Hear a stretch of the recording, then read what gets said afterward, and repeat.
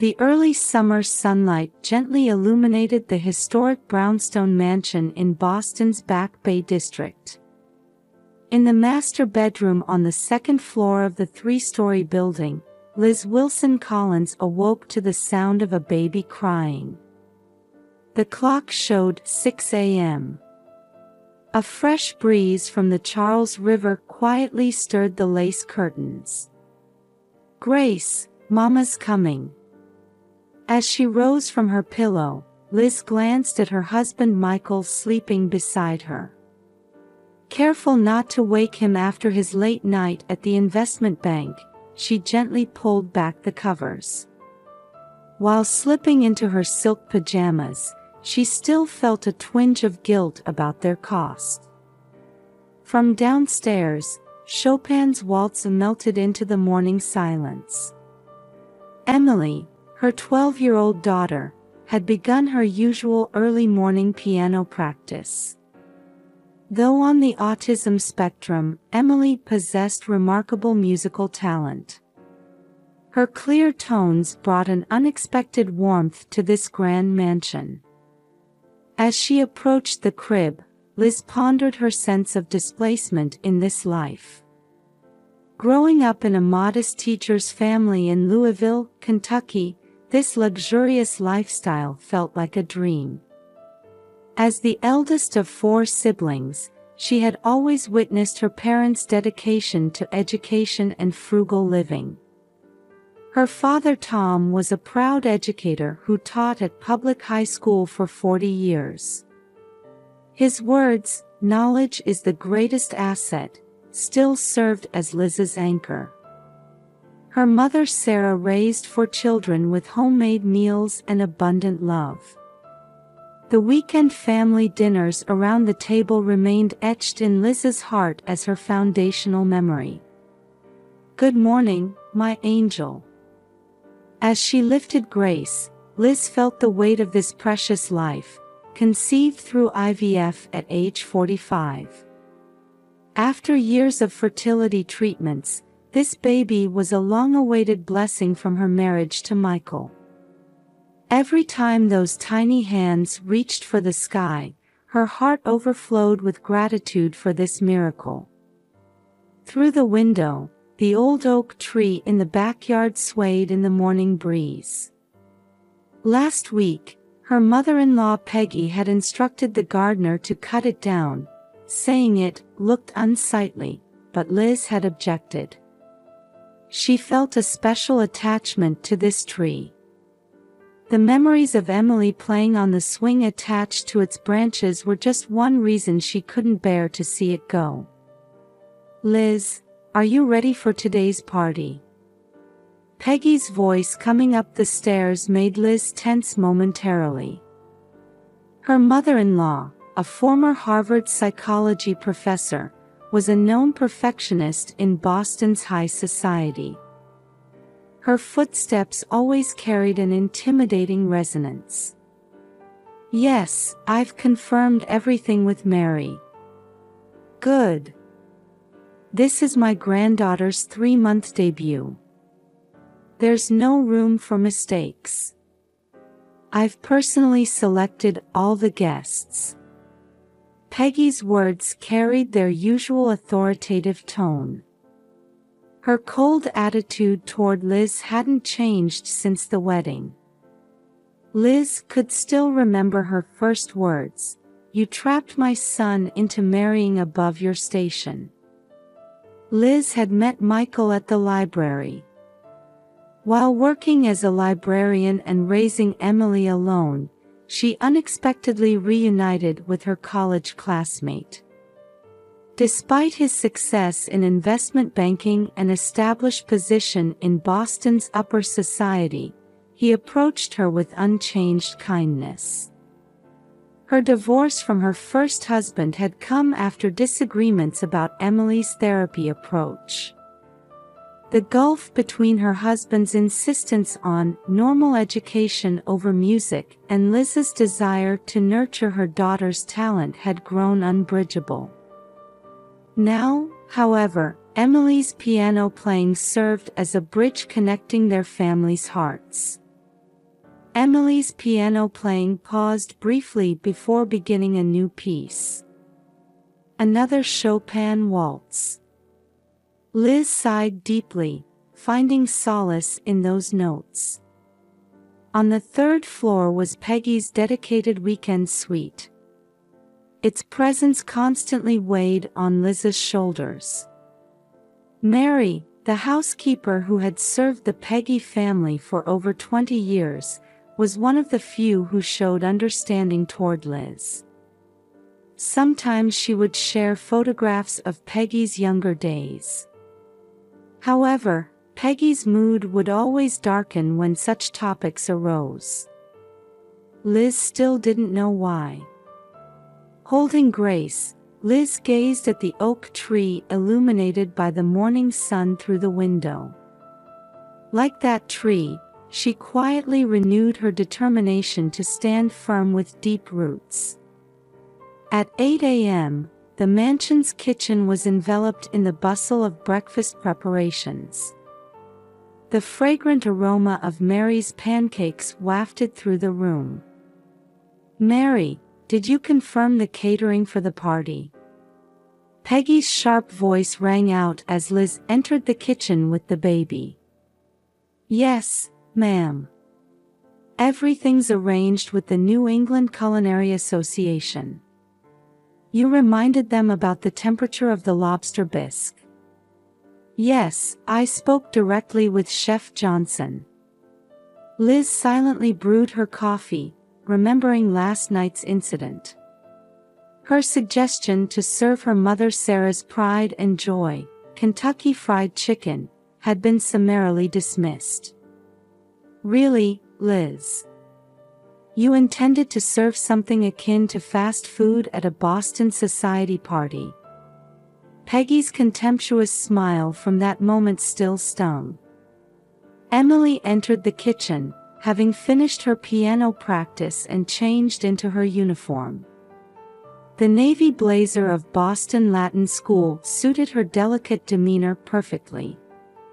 "Emily, stand up straight. A lady doesn't walk with such posture." Peggy's criticism made Emily's shoulders stiffen momentarily. "Good morning, Emily. Your Chopin was beautiful today." Liz's voice offered gentle support. Emily gave a small smile and reached for a pancake. "Oh, Emily. Mind the carbohydrates before the party." Peggy's voice rang out again. Liz started to speak but swallowed her words as Michael entered the kitchen. "Good morning, everyone." Michael's cheerful voice momentarily lightened the atmosphere. However, Liz didn't miss the fatigue in his eyes. Another late-night conference call about investment projects had kept him up. "Michael, you'll definitely be home early today, won't you?" A subtle command underlaid Peggy's voice. "Of course, Mother. It's my daughter's special day." Michael kissed Grace's cheek. The baby laughed delightedly. "Indeed. This is the debut of the Collins family heir." Liz felt a slight discomfort at Peggy's words. At 9 a.m., party preparations began in earnest. Gardeners tended to the roses, catering staff arranged table settings. A string quartet from the Boston Symphony Orchestra would be set up in the living room. "Liz, you're not planning to wear that dress, are you?" Peggy, descending the stairs, surveyed Liz's outfit from top to bottom. "This is Chanel. Michael gave it to me for my birthday. Last year's collection, isn't it? Many of our guests are from the fashion world. It makes a poor impression." Liz bit her lips silently. In truth, when buying this dress, she had been startled by its price tag, equivalent to a year's salary at the library. Still, she had accepted it, considering Michael's feelings. "There's this season's dress in the third-floor closet. Wear that," Peggy commanded before disappearing into the living room. At that moment, Emily's piano began to play again. The delicate notes seemed to wash away the heavy atmosphere like gentle rain. Holding Grace close, Liz looked out the window. The oak tree in the backyard swayed gently in the morning light, as if sensing something to come. In the master bedroom closet lay a handmade quilt sent from Liz's family home. She had planned to use it for Grace's debut. Her mother Sarah had stitched it with love, each stitch carrying her affection. However, seeing Peggy's current attitude, it was clear this too would be rejected. No doubt Peggy had already envisioned Grace wrapped in an expensive cashmere blanket. Emily's playing grew stronger. Wrapped in these unchanging notes of love, Liz sighed deeply. She intuitively felt that today would mark some kind of turning point. At 10 a.m., the Boston sky was crystalline blue, as if specially arranged for this day. A pleasant early summer morning at 72 degrees. A gentle breeze from the Charles River tapped softly at the mansion's windows. Liz was in the second-floor bedroom, covering Grace with Sarah's handmade quilt. The pastel patchwork radiated love in every stitch. The baby breathed peacefully, wrapped in the familiar soft fabric. "Goodness! What are you doing?" Peggy's voice rang out as the door suddenly opened. "You're planning to use something so rustic.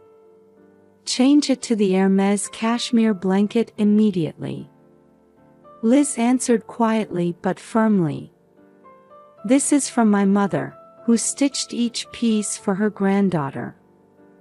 The Boston Globe Society columnist is coming today.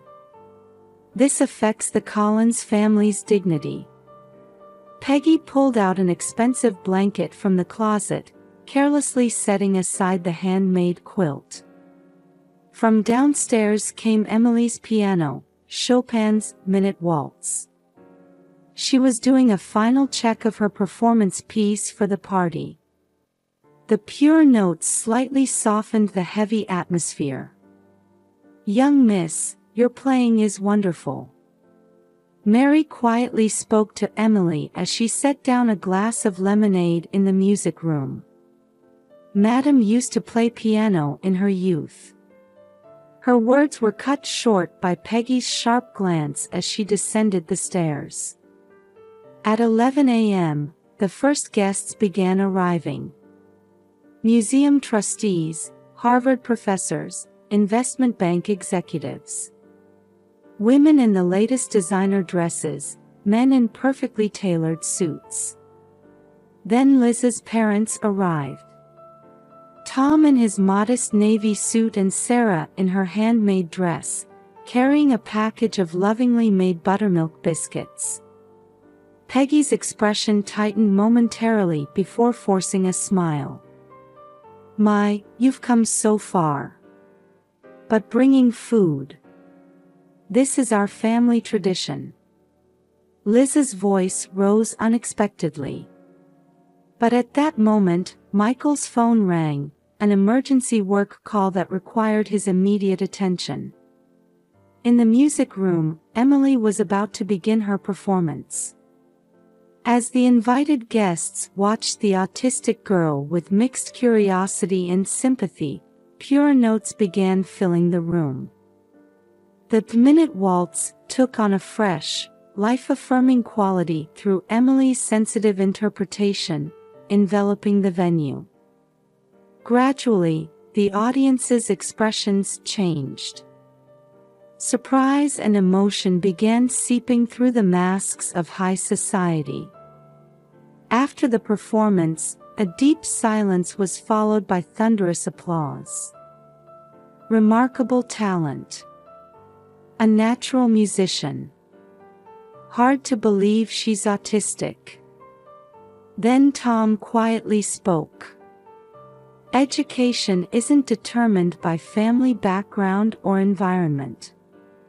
What matters is nurturing the talent within each individual with love. His words carried the weight of 40 years as a public school educator. However, at that moment, Peggy's expression suddenly changed. Know your place. The sudden shout froze the room. Peggy rushed to Grace's bassinet, snatched up the baby, and ran toward the third-floor balcony. Poor people have no right to raise children. Her cry carried the intensity of long-suppressed emotions suddenly erupting. Liz desperately chased after Peggy. As she ran up the stairs, she heard Emily's piano begin again, this time, the Raindrop Prelude. The notes resonated heavily, as if prophesying the urgent situation. When Liz reached the third-floor balcony, Peggy was already standing near the railing with Grace. The summer wind blew stronger than usual. "Peggy, please.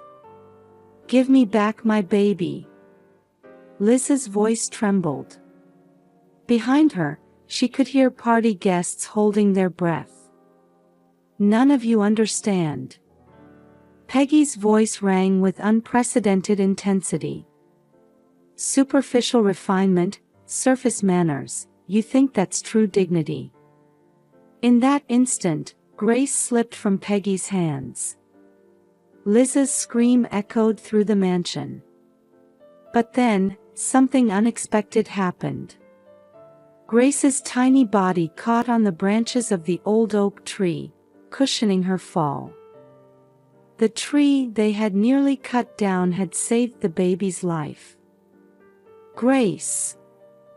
As Liz ran down the stairs screaming, loud crashes began from above. Peggy had started throwing expensive vases and furnishings from the balcony. "I must protect this house's dignity. Everything that sullies it must be removed." The sound of antique vases shattering. Crystal ornaments splintering. Each crash seemed to echo the sound of masks falling away. "Mother, stop." Michael's voice rang out as he returned from work. But Peggy wouldn't listen. "It's my responsibility to protect this house. None of you understand how much I..." Mid-sentence, the railing Peggy leaned against suddenly creaked. Years of weather had corroded its interior. "Watch out!" Mary's scream echoed. But the warning came too late. The railing collapsed, and Peggy fell onto the second-floor balcony. At that moment, Emily's piano suddenly stopped. Silence enveloped the entire mansion. The sound of approaching ambulance sirens grew closer. Firefighters arrived to rescue Grace from the oak tree. Another ambulance attended to the unconscious Peggy. Liz. Just before being loaded onto the stretcher, Peggy opened her eyes briefly. They held a vulnerability never seen before. "I was poor too." Those were her last words before being taken to the hospital. In the mansion's backyard lay scattered fragments of expensive furnishings. Only the oak tree stood quietly. Miraculously rescued, Grace showed no signs of distress, maintaining a peaceful expression. Mary silently handed Liz an old photograph. It showed a young Peggy, smiling in a cheap dress in front of a small apartment. Behind her stood Peggy's now-deceased mother in modest attire. She was a piano teacher. Mary said quietly, Madam's mother worked in a factory while paying for her daughter's piano lessons. Downstairs, Emily began playing piano again. This time, Chopin's Farewell Waltz. The melancholic melody quietly resonated through the broken pieces. In her private room at Massachusetts General Hospital, Peggy slowly opened her eyes. Through the window, she could see the sunset over the Charles River. Among the elaborate flower arrangements in the room stood a single daisy in a simple vase. The small white flower held a strange presence among the luxurious blooms. "You remembered Mother's favorite flower." Peggy turned a surprised face toward Liz, who smiled at her bedside. Gone was her former imperious manner, replaced by the expression of a fragile elderly woman. "How did you know?" "Mary told me. About how your mother would pick daisies on her way home from the factory and always place them by your pillow. They were your most treasured possession." Tears welled in Peggy's eyes. Memories sealed away for more than 40 years suddenly flooded back. Her body trembled slightly in the white hospital bed. "My mother worked in a South Boston textile factory while paying for my piano lessons." Peggy's voice carried a softness never heard before, almost like that of a young girl. "Sometimes she'd skip meals to pay for lessons. She'd say, 'Peggy, I never want you to live the life I've had.'" The reminiscence continued. Even on cold winter days, she'd buy sheet music instead of gloves for herself. With freezing fingers, she'd say, "My dreams will come true through you." In the corner of the room, Emily practiced on an electronic piano with headphones. Peggy didn't yet know about the scout from Juilliard School of Music. The girl's graceful fingers dancing across the keys mirrored young Peggy's mother perfectly. Mother was actually a brilliant pianist. I only learned in her final years that she'd been invited to the Vienna Conservatory. But poverty forced her to give up that dream. That's why I... Her words trailed off. Covering her face with both hands, Peggy choked back tears. "You tried too hard for perfection." Liz spoke softly. In the twilight of the hospital room, her words resonated with deep understanding. "But Peggy, true perfection isn't like that. We can support each other precisely because we're all imperfect." At that moment, Emily began to play Chopin's Fantaisie Impromptu, the piece Peggy's mother had always wanted to complete. The delicate melody permeated the hospital room, seeming to awaken something deep within the hearts of 3 generations of women. "Emily." Peggy's voice trembled. "She plays like my mother. Not with technique, but with her heart. It's as if Mother's soul lives on in Emily." Michael entered the hospital room, carrying an old wooden box. Peggy's eyes fixed on it. "Mom, we found this in the attic." Mary had been keeping it safe. Inside were yellowed sheet music, records, and photographs of Peggy's young mother. She smiled proudly before a modest wooden piano. Despite her worn dress, her expression radiated dignity. Her profile was identical to Emily's. "I was wrong." Peggy's voice echoed in the twilight hospital room. "I chased after superficial dignity so much that I lost sight of what truly matters. The real beauty, the richness of heart that mother taught me. I'd forgotten it all. Grace approached Peggy's bed. In Liz's arms, the baby reached out to her grandmother with a bright smile for the first time. The innocent gesture brought fresh tears to Peggy's eyes. "Would you like to hold her?" At Liz's words, Peggy hesitantly extended trembling arms. The warmth of this tiny life began to slowly but surely thaw her heart, long frozen by pretense and prejudice. "Liz, I'm sorry." Her first words of apology. They rang like the final falling away of years of masks. "You were the one with true dignity all along. Not my superficial refinement." Outside the window, night was falling over Boston. The sunset reflecting on the Charles River glowed quietly, as if anticipating the dawn of a new day. Like old values melting away, the river's surface was stained with sunset colors. Emily's playing continued. Her music now surely connected the hearts of 3 generations of women in this small hospital room. And those notes resonated gently yet powerfully, like an overture to their family's new story. 3 months later, on Christmas Eve, the Collins mansion was bathed in peaceful light. The oak tree in the backyard glowed with small lights that Emily and Liz had chosen together, decorating the branches that had saved Grace. In the living room, Sarah and Peggy worked together preparing dinner. Though confined to a wheelchair, Peggy's expression had softened.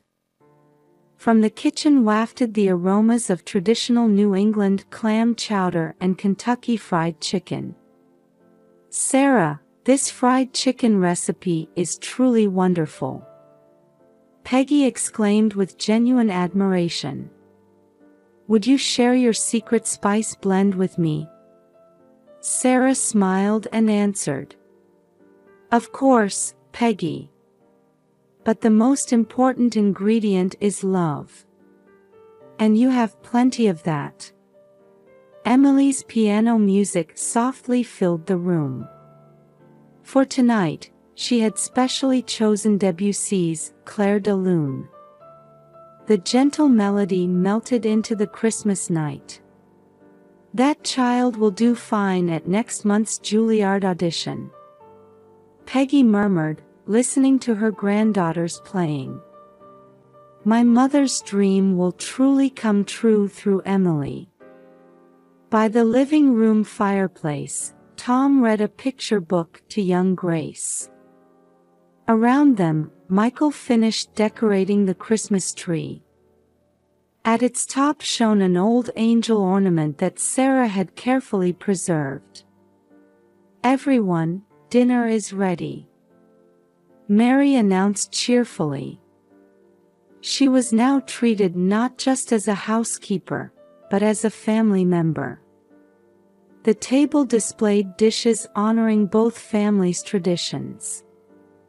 Peggy's preferred formal dinnerware harmonized beautifully with Sarah's handmade tablecloth.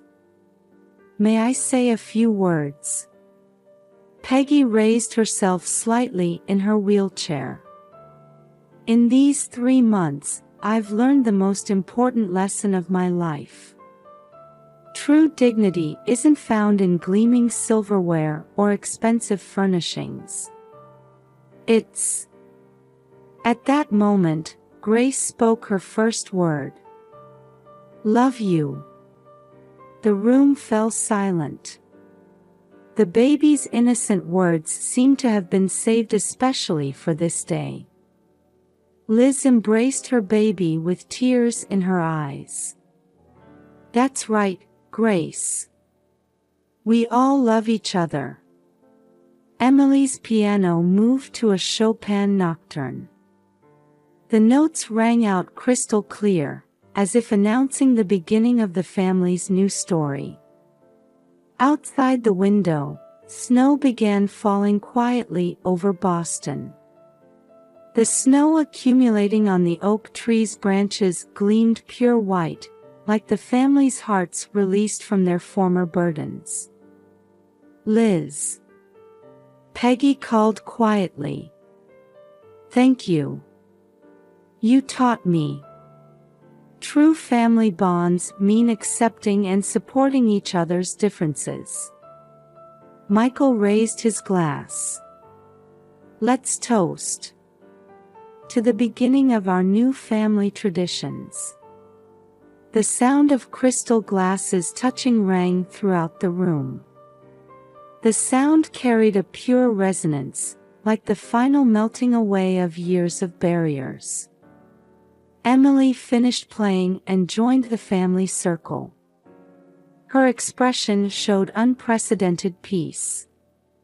Through music, and through her family's unconditional love, the autistic girl had found her true place. As the fireplace flames flickered quietly, Liz made a silent vow. This was true happiness. Family bonds weren't about seeking perfection, but about accepting and supporting each other's imperfections. Standing by the window, she could see lights twinkling across the Charles River, hinting at the new year to come. And that old oak tree still stood tall, watching over them as always. The snow continued to fall gently, wrapping the Boston streets in white, as if blessing the beginning of their new